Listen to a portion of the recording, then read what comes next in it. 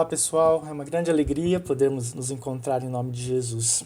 Elevemos nosso pensamento em prece, rogando a Deus, nosso Pai, que a lição de hoje possa preencher de luz os nossos corações.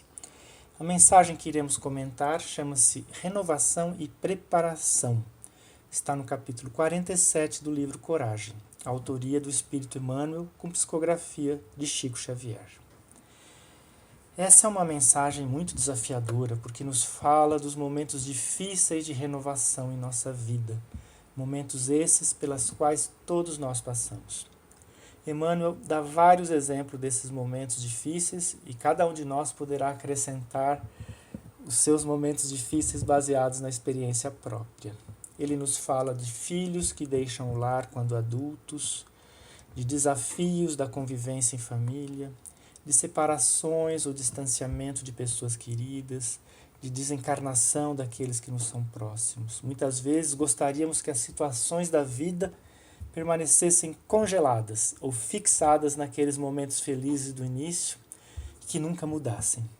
No entanto, é da lei de Deus que a renovação e as mudanças aconteçam. A vida, dádiva de Deus, nosso Pai, é feita de mudanças. A vida se transforma continuamente para que haja progresso. Os bebês crescem, as estações do ano se modificam, o tempo passa. Assim, o autor nos convida a atender a essas transformações da existência, muitas vezes dolorosas e difíceis, com espírito de aceitação e serenidade. O problema é que não é fácil. Quase nunca estamos prontos para as grandes transformações. A tempestade muitas vezes nos pega de surpresa. Então a gente se pergunta, será que podemos nos preparar para as grandes mudanças, as grandes aflições, as grandes provações que um dia chegarão em nossa vida, mesmo sem saber quais são, mesmo sem saber em que tempo virão? A resposta do Evangelho e da doutrina espírita é que sim. É possível nos preparar antecipadamente às grandes dores. E a mensagem de hoje nos fala sobre isso. Em linhas gerais, segundo o Espiritismo, podemos nos preparar por meio de duas estratégias combinadas, se podemos dizer assim. Primeira é a renovação das nossas ideias a respeito de Deus, e a segunda é a prática constante e perseverante da lei do amor ao próximo. Assim, o primeiro ponto importante no campo da renovação das ideias é a aceitação de que Deus é um Pai infinitamente justo e bom, que nunca nos abandona, que nos quer bem, que cuida de nós com um amor maior que o nosso pai ou a nossa mãe terrena teriam por nós. Precisamos cultivar solidamente dentro de nós essa ideia de Deus como um Pai de amor e bondade, tal como Jesus nos ensinou. Aliás, Jesus sacrificou a sua própria vida para nos ensinar essa lição. Deus é justo e bom e jamais permitiria que um peso superior às nossas forças fosse colocado em nossos ombros. É esse entendimento que precisamos construir em nós. As grandes dores, as grandes aflições, os momentos de grande renovação são estágios necessários à nossa aprendizagem e à nossa evolução. Um segundo aspecto importante da nossa preparação para as grandes renovações é a prática constante e persistente da lei do amor ao próximo. Se ansiamos nos ligar a Jesus de coração a coração, se buscamos a paz verdadeira dentro de nós, a paz de consciência, precisamos colocar em prática as lições de Jesus. E uma dessas lições é a da resignação diante das provas da vida.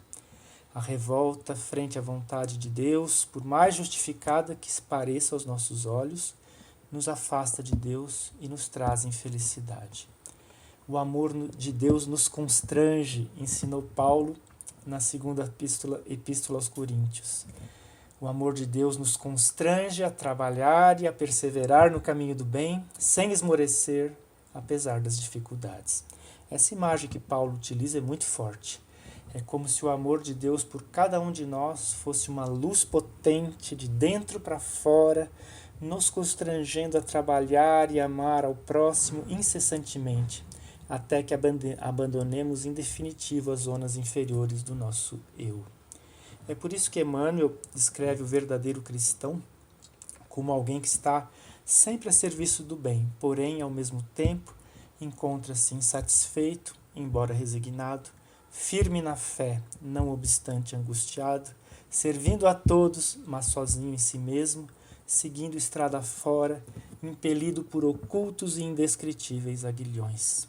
Daí a importância do alerta da mensagem de hoje, para que atendamos às transformações da existência com espírito de aceitação e serenidade, porque Deus sempre nos oferece recursos para enfrentarmos e superarmos essas situações difíceis. Precisamos, portanto, nos preparar para elas.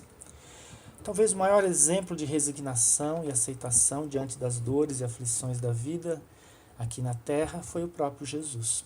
Ninguém mais do que ele amou intensamente e incondicionalmente seus irmãos em humanidade, ou seja, todos nós. Jesus curou doentes do corpo e da alma, orientou com paciência as pessoas simples do povo, suportou as zombarias de fariseus e doutores da lei. Ele, mais do que nós, estava ligado a Deus, tão ligado a ele que chegou a afirmar no seu último encontro com os discípulos que o Pai e eu somos um, nos recomendando a fazer o mesmo. E, no entanto, sem nenhuma necessidade, posto que era um espírito puro, sofreu um processo injusto com acusações falsas, foi preso, torturado e morto de forma cruel. Ainda assim suportou tais aflições com espírito de aceitação e serenidade, tal como fala a mensagem de hoje, definindo um padrão de comportamento para todos nós que somos seus discípulos e seguidores. Após a morte de seu corpo físico, Jesus retorna em espírito e reúne amorosamente os discípulos que o haviam abandonado após a crucificação. Junto deles, traça diretrizes de trabalho para os séculos vindouros, renovando o ânimo e a disposição de seus amigos. Busca Paulo de Tarso no deserto, às portas da cidade de Damasco, ele que havia sido o mais cruel de seus perseguidores, para que pudesse levar seu evangelho aos mais longínquos lugares. Então podemos nos perguntar, foi difícil para Jesus enfrentar a hora mais difícil de provação?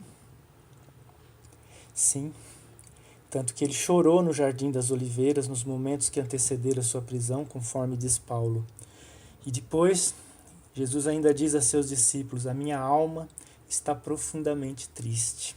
E numa prece pungente, ora a Deus com as seguintes palavras, Pai, meu Pai, se for possível, afasta de mim esse cálice. Contudo, não seja como eu quero, mas sim como tu queres. É como se ele dissesse, Pai, eu não queria passar por esse sofrimento. Se possível, afasta de mim essa provação. Mas se for da tua vontade, eu aceito e me submeto. Esse é o verdadeiro sentido do sentimento de resignação. A mensagem de hoje realmente é muito difícil, porque não é fácil colocar em prática esse ensinamento que ele nos traz. Ninguém gosta de sofrer.